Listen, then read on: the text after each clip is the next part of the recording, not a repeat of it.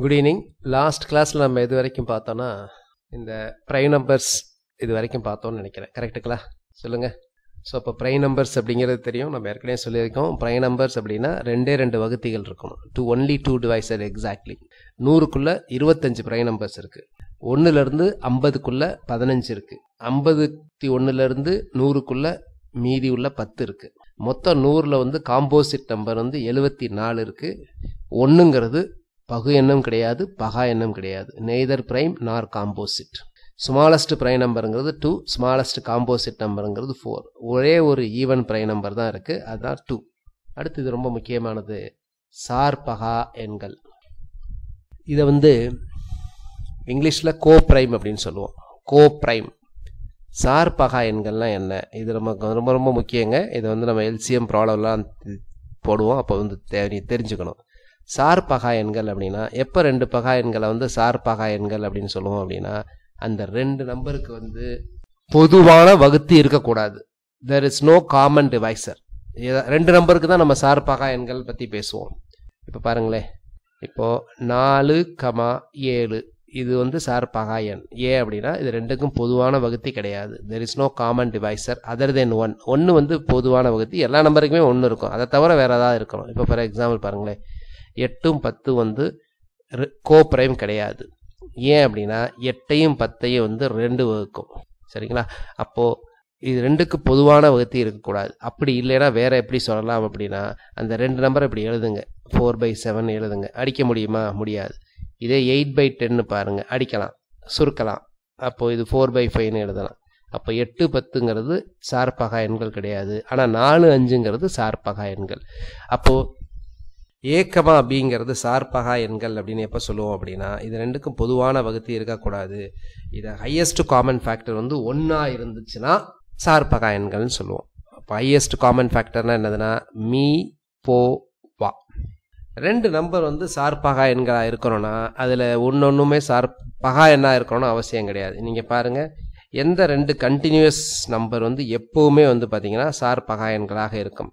இப்போ ஏங்கிறது ஒரு நம்பர் அப்படின்னாலும் அதுக்கு அடுத்த நம்பர் a+1. a+1 எப்போவுமே சார்பகா எண்களாக இருக்கும். 2 கன்செக்யூட்டிவ் நம்பர்ஸ் ஆல்வேஸ் என்னது? கோ பிரைம். 24, 25 பாருங்கள், நீங்கள் பாருங்கள், 9, 10. 9 பிரைமும் கிடையாது, 10 பிரைமும் கிடையாது. ஆனால் 9, 10ங்கிறது எப்படிப்பட்ட நம்பர் அப்படின்னா சார்பகா எண்கள், இணைப்பகா எண்கள், கோ பிரைம். இதுக்கு பேர் ரிலேட்டிவ்லி பிரைம். ஸோ இது வந்து இங்கிலீஷில் நான் சொன்னதை வந்து இங்கிலீஷில் அப்படியே சொல்லியிருக்கேன். Relatively prime, co prime. எப்போ கோ பிரைம்னு சொல்லுவோம் அப்படின்னா there is no common factor between them other than 1. 1 தவிர. அல்லது அதை என்ன சொல்லலாம் அப்படின்னா HCF ஆஃப் தீஸ் நம்பருங்கிறது 1. அது 2ஐயும் வகுக்கக்கூடிய மிகப்பெரிய பொது வகுத்தி வந்து 1. இதில் ஏதாவது டவுட் இருக்கா சொல்லுங்கள். கோ பிரைமில் யாருக்காவது டவுட் இருந்ததுன்னா சொல்லுங்கள்.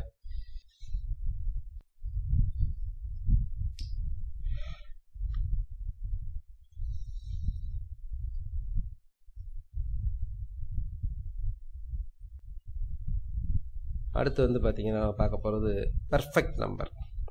எதை பெர்ஃபெக்ட் நம்பர் அப்படின்னு சொல்லுவோம்? பூரண எண் அப்படின்னா பெர்ஃபெக்ட். எதை பெர்ஃபெக்ட் நம்பர் அப்படின்னு சொல்லுவோம் அப்படின்னா, இப்போ 6ங்கிற நம்பர் எடுத்தீங்களே, 6ஓட டிவைசர்ஸை கூட்டுங்களே, அதோடைய வகுத்திகள் எல்லாம் கூட்டுங்க. 1, 2, 3, 6 இது எல்லாத்தையும் கூட்டி பாருங்களேன். கூட்டினீங்கன்னா இந்த நம்பரை விட 2 மடங்கு வரும்.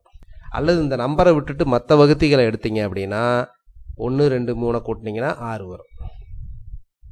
இப்படி இருக்கிற நம்பரை வந்து பூரண எண்ணு சொல்லுவோம். இது வந்து எல்லா நம்பருக்கும் வராது. பாருங்கள், 6க்கு வரும், 28க்கு வரும், 496, 828, 8128, 3,35,50,336. ஸோ இது எல்லாமே முதல் 5 பூரண எண்கள் போயிட்டே இருக்குது பாருங்கள். பூரண எண்கள்லாம் கம்ப்யூட்டர்ஸ் வச்சு தான் கண்டுபிடிக்க முடியும். Very very difficult to find the next perfect number.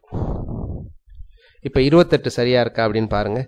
28ஓட divisors, 28ஓட வகுத்திகள் எல்லாமே எழுதுங்க. எனக்கு சாட் பாக்ஸில் எல்லாருமே டைப் பண்ணணும்.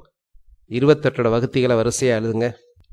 28ஓட வகுத்திகளை எல்லாத்தையும் கூட்டினீங்கன்னா 56 வரணும். ஏன் 56னா 28 டபுள் பண்ணால் 56 வரும். அல்லது 28 தவிர மற்ற வகுத்திகள் 28க்கு கீழே உள்ள எல்லா வகுத்திகளையும் நீங்கள் கூட்டினீங்கன்னா 28 வரும்.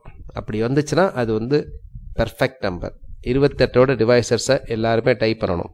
எல்லாரும் டைப் பண்ணணும். I will give you time. நீங்கள் நோட்லேயே எழுதிக்கங்க, எழுதிட்டு செக் பண்ணிவிட்டு கூட நீங்கள் டைப் பண்ணலாம். type all the devices of 1 to 1, all the devices of 28 starting from 1. 28ஐயும் சேர்த்து ஆட் பண்ணிங்கன்னா 56 வரணும். 28 சேர்க்காலைன்னா 28 வரணும். சிந்தியா எழுதியிருக்கிறாங்க 1 2 4 7 14 28. கூட்டினா என்ன வருதுங்க? புவனேஸ்வரி எல்லாத்தையும் கூட்டினா என்ன வருது? 1 2 4 7 14 28 கூட்டினா 56 வரும். சரிங்களா? நான் சொல்கிறது புரியுதா? கூட்டினா 56 வந்துச்சுன்னா அது வந்து பெர்ஃபெக்ட் நம்பர். இல்லை அந்த நம்பரை விட்டுட்டு மற்ற நம்பரை கூட்டினீங்கன்னா அதே நம்பர் வரணும், 28 வரணும். Very good. எல்லாருக்கும் வருதா? எக்ஸலண்ட். அடுத்து நம்ம பார்க்க போகிறது சுழல் தசம எண், ரெக்கரிங் டெசிமல். ரெக்கரிங் டெசிமல்னால் என்ன அப்படின்னா, நம்ம வந்து பார்த்துருப்போம். இந்த நம்பரை எடுத்துங்க பாருங்களேன், 1/3 அப்படிங்கிறத நம்ம எப்படி கேல்குலேட் பண்ணுவோம், இதை வந்து எப்படி இதுக்குரிய மதிப்பை கண்டுபிடிப்போம். 1ல் 3 போகாது, அதனால் 0 புள்ளி. அப்போ ஒரு 0 சேர்த்துருவோம். 0 சேர்த்தா 10. 10ல் எத்தனை 3 இருக்குது? 3 3, மீதி 1. அப்புறம் ஒரு 0 சேர்த்தா 3 3. இப்படியே போயிட்டே இருக்கும். இதுக்கு முடிவே கிடையாது.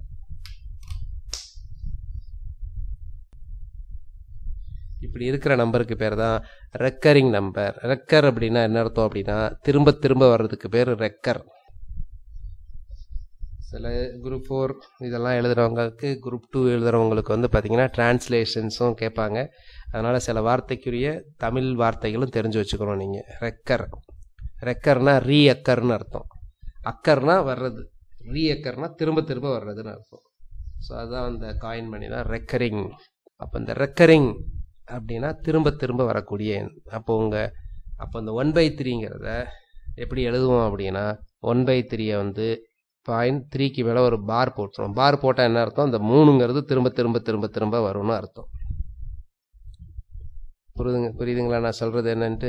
அப்போது வேறு மாதிரி கூட வரலாம். இந்த மாதிரி கூட ஏதாவது ஒரு நம்பர் வந்து பார்த்தீங்கன்னா 2.474747 வரும். இப்படியே போயிட்டே இருக்கும். இதை எப்படி எழுதுவோம் அப்படின்னா 2.47 மேலே ஒரு பார் கோடு. அப்போ ஒரு கோடு போட்டோம்னா மேலே அந்த நம்பர் தான் திரும்ப திரும்ப ரிப்பீட் ஆகுது அப்படின்றது அர்த்தம். இது வந்து ரெக்கரிங் நம்பர். ரெக்கரிங் நம்பரில் 2 வகையான இருக்குது. ஒன்று வந்து பியோர் ரெக்கரிங் நம்பர், இன்னொன்று mixed recurring number. Pure recurring நம்பர்னால் என்ன அர்த்தம் அப்படின்னா, இப்போ நம்ம பார்த்ததெல்லாம் பியோர் ரெக்கரிங் நம்பர். இந்த தசம புள்ளிக்கு அடுத்த டெசிமல் பாயிண்ட்டுக்கு அடுத்து உள்ள எல்லா நம்பரும் ரிப்பீட் ஆகுது. சில சமயம் எல்லா நம்பரும் ரிப்பீட் ஆகணும்னு அவசியமே கிடையாது. சரிங்களா? எல்லா நம்பரும் அப்படி ரிப்பீட் ஆகணும்னு அவசியம் கிடையாது. இப்போ இதெல்லாம் பியூர் பாருங்கள், எல்லாமே 575757 வருது, 575757 வருது. ஸோ பியூர் ரெக்கரிங் நம்பர்னால் டெசிமல் பாயிண்ட்டுக்கு அப்புறம் வரக்கூடிய எல்லா எண்களும் ரிப்பீட் ஆகுதுன்னு அர்த்தம். கலப்பு சுழல் தசம எண் அப்படின்னா என்ன அப்படின்னா, சில நம்பர் நீங்கள் பார்த்தீங்க அப்படின்னா இந்த மாதிரி வரும், 0.23333 போகும். அப்படின்னா என்ன அர்த்தம் அப்படின்னா, 0.23க்கு தான் பார். 3 இருக்கே, இந்த 3 தான் ரிப்பீட் ஆகுது ஒழிய 2 வந்து ரிப்பீட் ஆகலை. இந்த மாதிரி இருந்துச்சுன்னா கலப்பு சுழல் தசம எண். கலப்பு சுழல் தசம எண். இன்னொன்று நினச்சிங்க, கலப்பு mixed recurring number. Mixed recurring number. இன்னொன்று தெரிஞ்சுங்க, all recurring numbers are, all recurring numbers are, அனைத்து சுழல் எண்களும் என்னது அப்படின்னா விகித முறு எண்கள். நோட் பண்ணிக்கங்க, all recurring numbers are rational numbers. அது கலப்பு தசம எண்ணா இருக்கலாம், அல்லது எப்படி வேணால். ரெக்கரிங் அப்படின்னு வந்துருச்சுனாலே, ரெக்கரிங்னா மேலே அப்படி பார் போட்டு ஏதாவது எழுதுறது, இல்லை நம்பர் டிஜிட்ஸ் ரிப்பீட் ஆகிற மாதிரி இருந்துச்சு அப்படின்னா அது கண்டிப்பாக ரேஷனல் நம்பர். ரேஷனல் நம்பர்னா நம்ம ஏற்கனவே பார்த்துருக்கோம், கியூன்னு சொல்லுவோம். ரேஷனல் நம்பர்னு விகித முறு எண்கள். சரி, அப்படி இல்லாது, அப்போ சுழல் தன்மை இல்லாமல் ஆனால் முடிவுறா என்னென்ன பாடு போயிட்டே இருக்கும். 3.14159 போயிட்டே இருக்கும். இது எதுவுமே இது எல்லாமே பார்த்தீங்கன்னா இது கிடையாது. எது கிடையாது? இது பார்த்தீங்கன்னா ரிப்பீட் ஆகலை. அப்போது இது என்னது அப்படின்னா சுழல் தன்மையற்ற எண். ஆனால் முடிவுறா எண், முடிவே இல்லை. அப்போ ஒரு எண் முடியுது அப்படின்னா, இப்போ ஃபார் எக்ஸாம்பிள் பாருங்கள், 3.1478 முடியுது அப்படின்னா இது கண்டிப்பாக ரேஷனல் நம்பர் தான். இதெல்லாம் நோட் பண்ணிக்கோங்க, நல்லா தெரிஞ்சுக்கோங்க. முடிஞ்சதுன்னா இது ரேஷனல் நம்பர். ஏன் இது ரேஷனல் நம்பர்னா ஈஸியாக நம்ம எழுதிடலாம். எப்படி எழுதலாம் அப்படின்னா, திஸ் இஸ் 3147 டிவைடட் பை 1000 போட்டுடலாம். சரியா?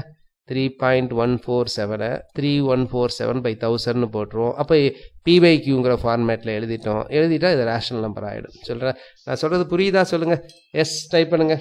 புரியலைன்னா நோன்னு சொல்லுங்கள், திரும்ப நான் எக்ஸ்பிளைன் பண்ணுறேன். ஸோ நான் சொன்ன கான்செப்ட் ரொம்ப ரொம்ப முக்கியம். திரும்ப அந்த கான்செப்டை சொல்கிறேன்.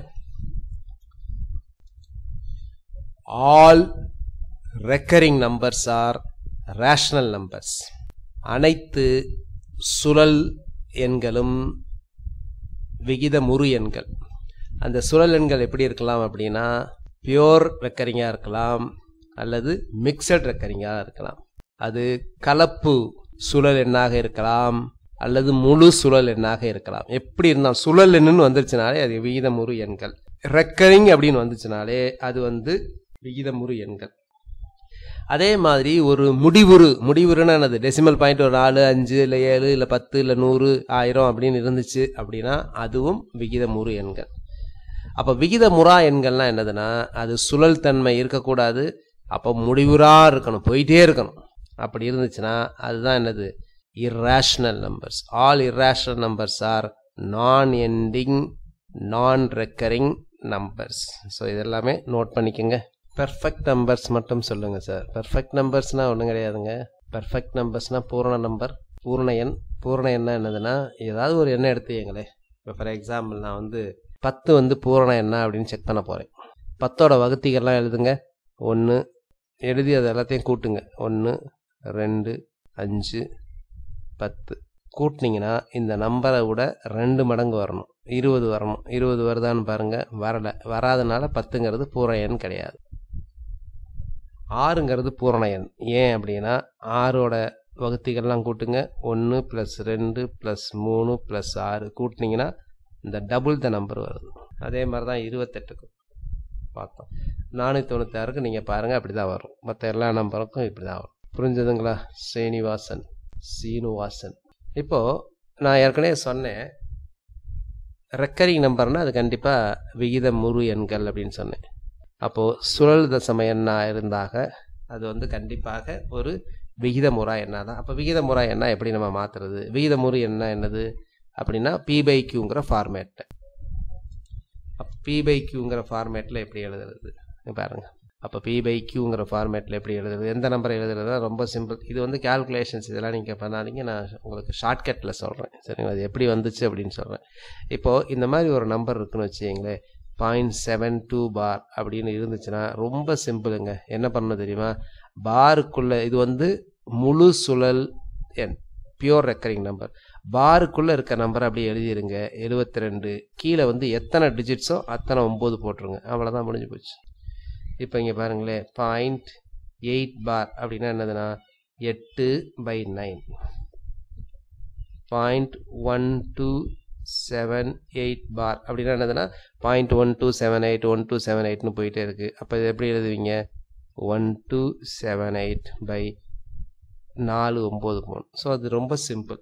அப்போ எந்த பியோர் ரெக்கரிங் நம்பரை ஈஸியாக நம்ம P/Qங்கிற ஃபார்மேட்டில் மாற்றிடலாம். இது புரியுதா? இதில் டவுட் இருக்கா? அடுத்து ரொம்ப முக்கியமானது என்ன அப்படின்னா மிக்சட். இப்போ இது முழு சுழல் தன்மையற்ற எண். இப்போது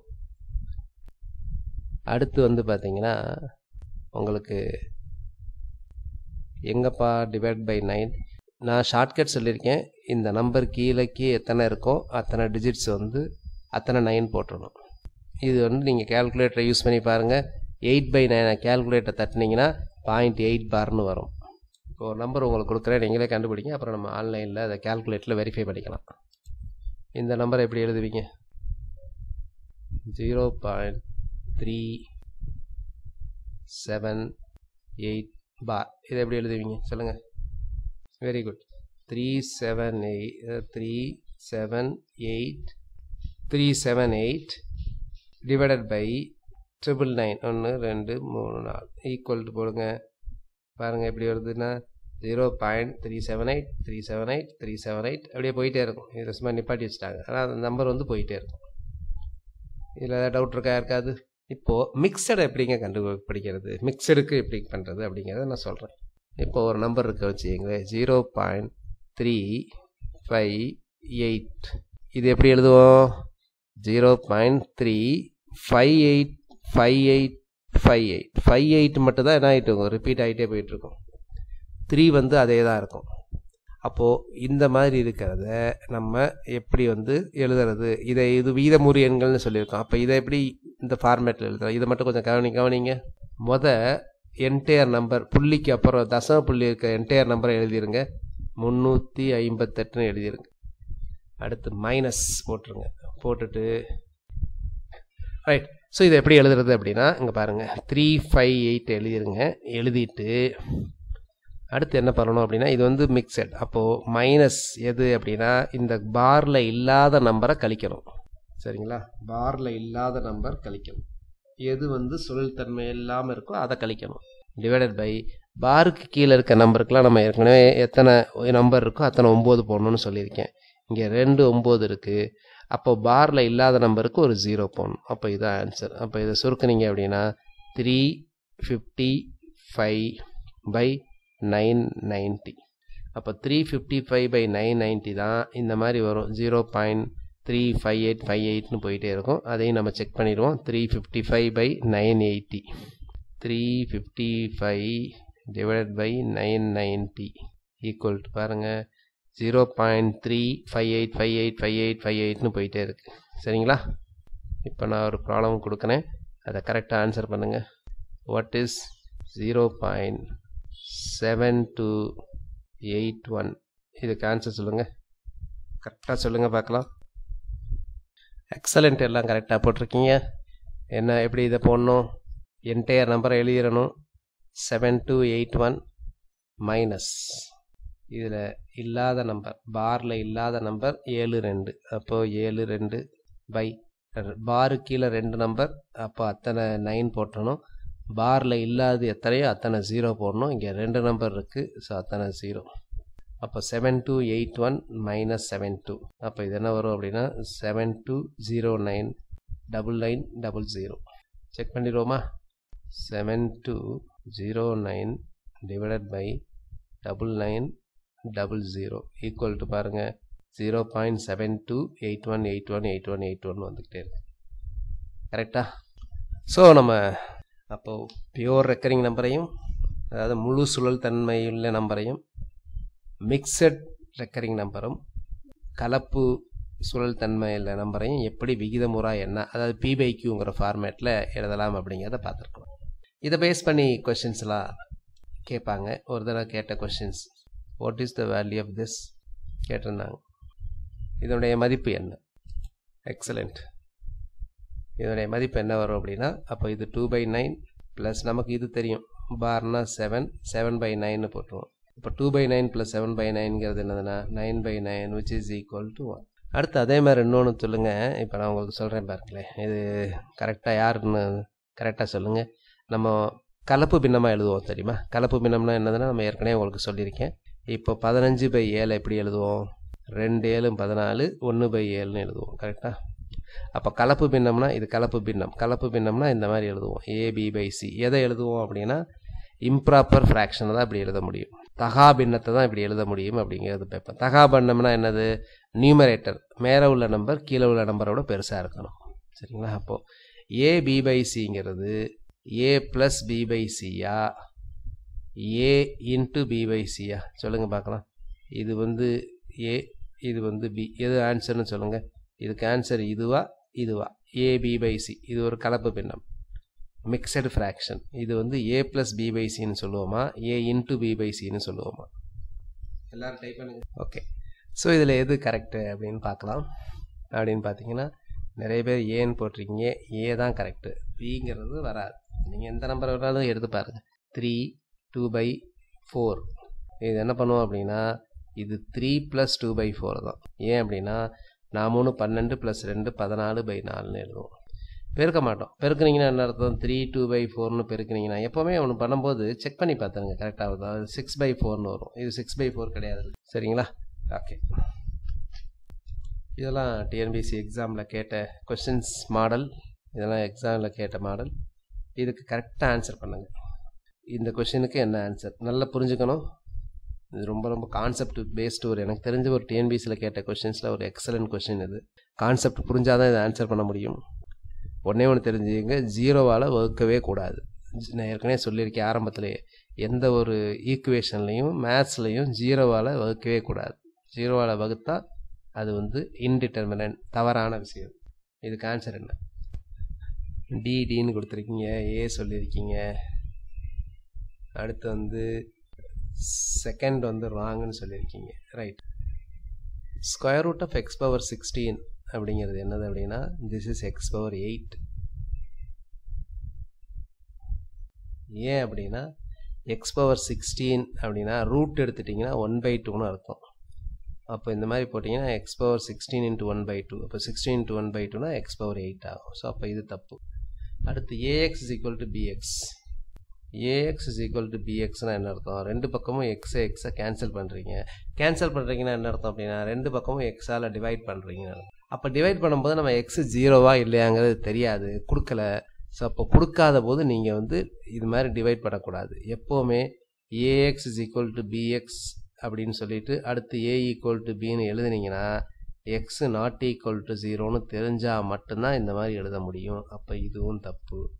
ஸோ தேர்ஃபோர் 3 மட்டும்தான் சரி. ஸோ ஆன்சர் வந்து டி தான் ஆன்சர். புரியுதுங்களா? இது ஒரு தடவை எக்ஸாமில் கேட்ட கொஸ்டின்ஸ். இது ஈவன் யூபிஎஸ்சி ப்ரிலிம்ஸ்லேயும் கேட்ட கொஸ்டின். இது யூபிஎஸ்சி சிவில் சர்வீஸ் எக்ஸாம் ப்ரிலிம்ஸில் கேட்ட கொஸ்டின். ரொம்ப ஈஸியான question. What is the answer for this question? இயலெண்கள் எக்ஸ் ஏபிசிடி எக்ஸ்ஒய் இசட்லாம் இயலெண்கள் அப்படின்னா இதனுடைய மதிப்பு என்ன? அப்போ நான் மல்டிப்ளை பண்ண போகிறேன். நான் என்ன மல்டிப்ளை பண்ண போகிறேன்னா இங்கே பாருங்கள், X minus A, X minus B, X minus C, இது எல்லாத்தையும் பெருக்கிறேன் வித் எக்ஸ் மைனஸ் இசட்டோட பெருக்கிறேன். அப்போ அது ஒவ்வொன்றையும் பெருக்கினேன் அப்படின்னா ஆன்சர் என்ன வரும்? அதான் கொஸ்டின். எக்ஸு ஏ இது என்ன மதிப்பு வேணாலும் இருந்துட்டு போட்டோம், ஏதோ நேச்சுரல் நம்பர்னு சொல்லிட்டாங்க, என்ன வேணாலும் இருந்துட்டு போட்டோம். அப்படி இருக்கும்போது இப்படி X minus A X minus சின்னு போடும்போது கண்டிப்பாக ஒரு இடத்துல என்ன வரும் அப்படின்னா எக்ஸ் மைனஸ் எக்ஸ்ன்னு வருமா? எக்ஸ் மைனஸ் எக்ஸுங்கிறது என்னது? ஜீரோவா? அப்போ 0 இன்ட்டு மற்றதெல்லாம் பெருக்குனீங்கன்னா ஆன்சர் என்ன வரும்? 0 வருமா? So therefore answer is 0. புரியுதா நான் சொல்கிறது? ஸோ இது எல்லாமே இயலெண்கள். அப்போது இது வந்து அப்படி இது டிட்டோ, இது வந்து டிட்டோவா யூபிஎஸ்சி ப்ரிலிம்ஸில் கேட்ட கொஸ்டின். அப்போ இங்கே என்ன செக் பண்ணுறாங்கன்னா உங்களுக்கு பேசிக் மேத்ஸ் கான்செப்ட் தெரியுதா? இதை யார் ஆன்சர் பண்ணலாம் அப்படின்னா இதை வந்து ஒரு 5வது 6வது படிக்கிற பையனே ஆன்சர் பண்ணலாம். அவனுக்கு என்ன தெரியணும்? 0 இன்ட்டு எனி நம்பர் இஸ் 0 அப்படிங்கிறது தெரியணும். நாம் பெருக்கும் போது ஏதாவது ஒரு நம்பர் 0 வந்துருச்சுன்னா ஆன்சர் 0. ஸோ அப்போ இதுதான் 0. ஓகேங்களா? இதில் ஏதாவது டவுட் இருக்கா? பட் நேச்சுரல் நம்பர்னா புரியலை. புரிஞ்சுக்கங்க நல்லா. நீங்கள் கேட்குற கொஷின் சரி sir. Natural number sir, natural number 0 ஆகாது சார். சரி, இங்கே பாருங்கள், நேச்சுரல் நம்பர் 0 ஆகாதுமா. 5 - 5 என்னம்மா? 5 நேச்சுரல் நம்பர், இதுவும் நேச்சுரல் நம்பர். 5 - 5 என்னது? 0.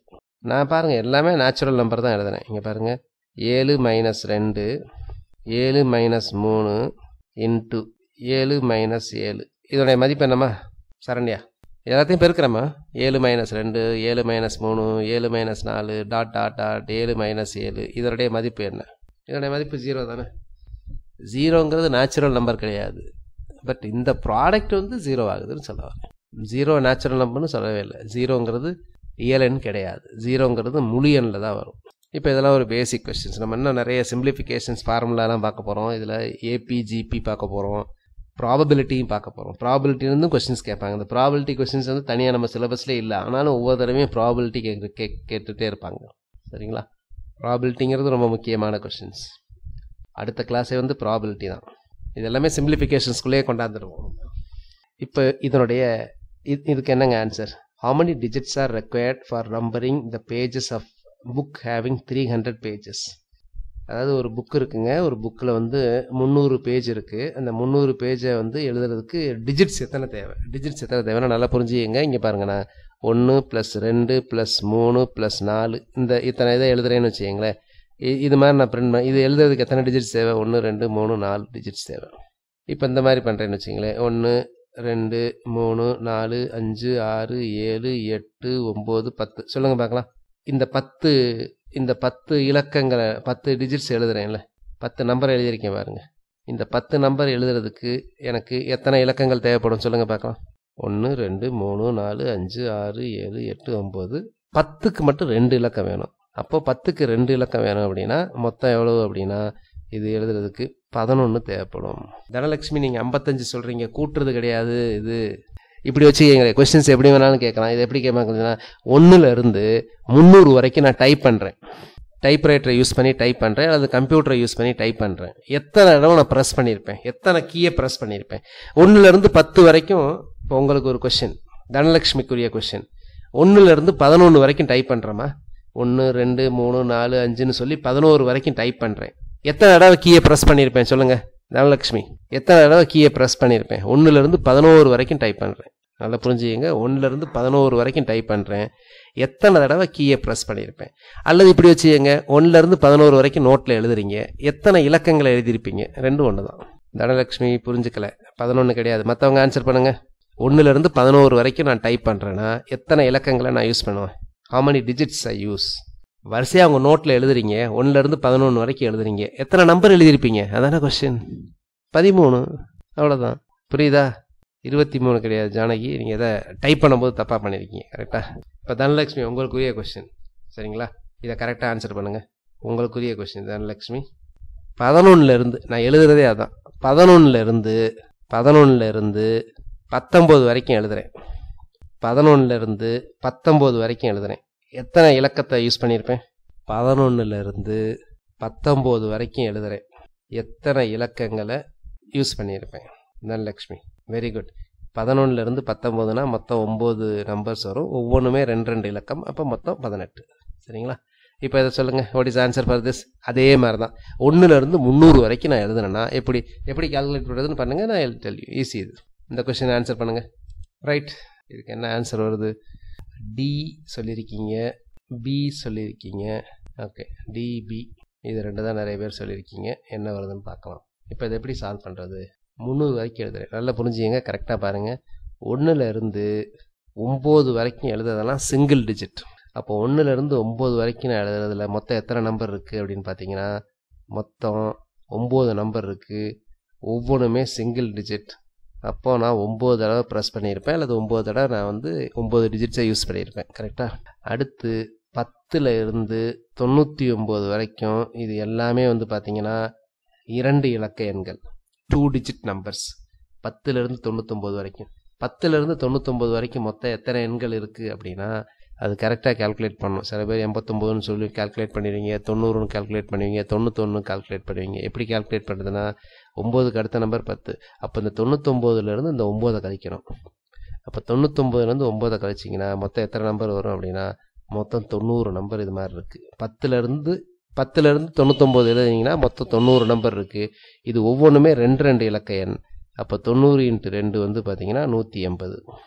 அடுத்து பார்த்தீங்கன்னா 99க்கு மேலே 100ல் இருந்து 300 வரைக்கும் அது எத்தனை இலக்கம் அப்படின்னு பார்த்தீங்கன்னா மொத்தம் எத்தனை எண்கள் இருக்குன்னு மொதல் தெரியணும். மொதல் எத்தனை எண்கள் இருக்குது அப்படின்னா 300 - 99. 300 - 99 அப்படின்னு சொன்னீங்கன்னா எத்தனை வரும்? 300லேருந்து 99 கழிச்சிங்க அப்படின்னா 201 நம்பர் வரும். அப்போ 201 × 3. இது ஒவ்வொன்றுமே 3. அப்போ 201 × 3 பெருக்கணிங்கன்னா எவ்வளோ வரும்? 603. இதை கூட்டினீங்கன்னா அதான் ஆன்சர். 2 9 7. ஏன் பி எல்லாம் சொன்னீங்க? இதில் ஏதாவது டவுட் இருக்கா இப்போ நம்ம பார்த்ததில்? சொல்லுங்கள். So 792 is the answer. இந்த டீட்டெயில்டு எக்ஸ்ப்ளனேஷன் இது. இதை மனப்பாடம் பண்ண சொல்லியிருந்தேன், நீங்கள் எல்லாமே மனப்பாடம் பண்ணியிருக்கணும். சரிங்களா? This is very very very very very important. What is answer for this? இது பேசிக்கான விஷயங்கள். சொல்லுங்கள், வாட் இஸ் ஆன்சர்?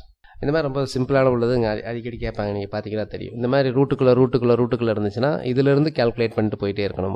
மொதல் இதுலேருந்து கால்குலேட் பண்ணணும். இது பார்த்தீங்கன்னா 169. அதுக்கு தான் சொன்னேன், இந்த ஸ்கொயர் நம்பர்லாம் தெரியணும். 169னா 13. அப்போ 13 + 121. 121 ரூட் எடுத்திங்கன்னா 11. 11 + 38னா 49. 49க்கு ரூட் எடுத்திங்கன்னா 7. 7 + 57னா 64. 64க்கு ரூட் எடுத்திங்கன்னா 8. 8 + 8 16. அப்போ 16 ரூட் எடுத்திங்கன்னா 4. இதில் ஏதாவது டவுட் இருக்கா? இந்த மாதிரி இன்னர் இதில் இருந்து கேல்குலேட் பண்ணிகிட்டே போயிட்டு இருந்தீங்கன்னா நமக்கு ஆன்சர் உடனே வந்துடும். ஓகேங்களா? இந்த ஃபார்முலா இப்போ சிம்பிளிஃபிகேஷன்ஸ்னால் ரொம்ப முக்கியம். நம்பர்ஸில் இந்த ஃபார்முலாஸ் எல்லாமே நோட் பண்ணிக்கோங்க. This is very very very important.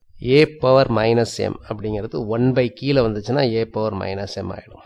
இப்போது 2⁻³ எப்படி எழுதலாம் அப்படின்னா 1/2⁻3 எழுதலாம். அல்லது 7⁻9 எங்கேயாவது இருந்துச்சு அப்படின்னா கீழே கொண்டு போனால் 1/7⁻−9 எழுதிக்கலாம். அடுத்து a⁻m × a⁻nங்கிறது a⁻m + n. a⁻m × a⁻nங்கிறது a⁻m + n. அதாவது பெருக்கும்போது இது ரெண்டையும் ஆட் பண்ணிக்கணும், பெருக்கிடக்கூடாது. a⁻mn கிடையாது. அடுத்து a⁻m/a⁻nங்கிறது a⁻m-n. அடுத்து a⁻m பிராக்கெட் போட்டு n போட்டிங்கன்னா a⁻mn. 3/4/2 அப்படின்னா 3/4 × 2 தான் வரும், 8 வரும். பட் இதே இப்படி இருக்குன்னு வச்சுங்களேன், 3/4/2 ப்ராக்கெட்லாம் போடலை அப்படின்னா அப்போ 4/2 கேல்குலேட் பண்ணணும். This is equal to 3/16. நல்லா புரிஞ்சுக்கிங்க. 3/4/2 இதுவும் 3/4 வேற வேற. அதுதான் இது. அடுத்து ரூட், nth ரூட் அப்படின்னா ஸ்கொயர் ரூட்னா x⁻1/2 நான் ஏற்கனவே சொல்லியிருக்கேன். nth ரூட்னா x⁻1/n. nth ரூட் எடுத்து அதுக்கு மேலே ஒரு பவர் போட்டிங்கன்னா அப்போ ரெண்டும் கேன்சல் ஆகி வெறும் a வந்துடும். நோட் பண்ணிட்டீங்களா? அடுத்து ab⁻m = a⁻m × b⁻m. இது ஏற்கனவே நம்ம சொல்லியிருக்கேன். அதே மாதிரி a⁻x⁻yங்கிறது a⁻xy. ஒய்யை கூட முன்னாடி வச்சுட்டு பின்னாடி எக்ஸ் எடுத்துக்கலாம். ஆனால் ரெண்டுமே நீங்கள் பார்த்தீங்கன்னா a⁻xyன்னு தான் வரப்போகுது. அடுத்து எனிதிங் டு த பவர் 0 1. அந்த எக்ஸுங்கிறது 0வாக இருக்கக்கூடாது. 0/0ங்கிறது நாட் டிஃபைன்ட். அடுத்து நான் இங்கே சொல்லியிருக்கேன் பாருங்கள். a⁻x = b⁻xனா எக்ஸையும் அடிக்கலாம், அடிச்சுட்டு a = bன்னு எழுதலாம். எப்போ x is not equal to 0வாக இருந்தால். அடுத்து a⁻x = b⁻x எப்போ a = bன்னு எழுதலாம்னா x is not equal to 0 and a is not equal to +-b. இது ரெண்டுக்கும் வித்தியாசம் வந்து மைனஸில் இருக்கக்கூடாது. அதே மாதிரி a⁻x = a⁻y implies x is equal to y அப்படின்னா a is not equal to 0வாக இருக்கக்கூடாது, 1ஆக இருக்கக்கூடாது, -1ஆக இருக்கக்கூடாது.